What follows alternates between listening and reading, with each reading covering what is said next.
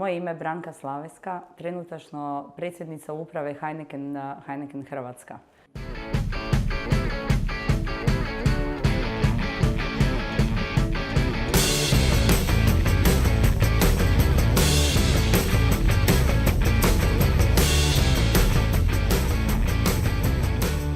Ovo je zaista jedna velika i uspješna firma, međutim put do ovdje nije baš tako jednostavan i glamurozan.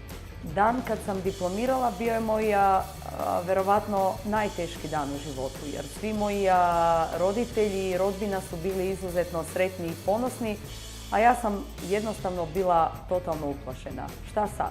Prihvatila sam prvi posao koji mi je nudio prije svega zabavu, nudio mi je puno izazova, puno putovanja. Počela sam kao prodajna predstavnica u pivaru Skopje. Pozvali su me iz Heinekena u Beču, tada je bila centrala u Beču za Heineken centralnu istočnu Europu. Otišla tamo i dobila poziciju za regionalni menadžer razvoja kanala za centralnu istočnu Europu. I ja se često šalim i kažem da to je ono kako sam ja inženjer strojarstva, konstruktor automobila.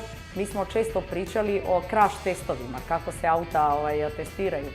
I ja često znam se našaliti da to je meni bio moj crash test. To put koji je bio itekako zahtjevan, ali eto, taj me put onda doveo u Hrvatskoj kao predsjednica uprave.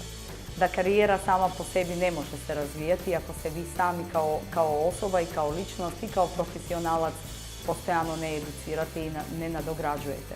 Jer naravno svaka nova pozicija ima svoj novi izazov.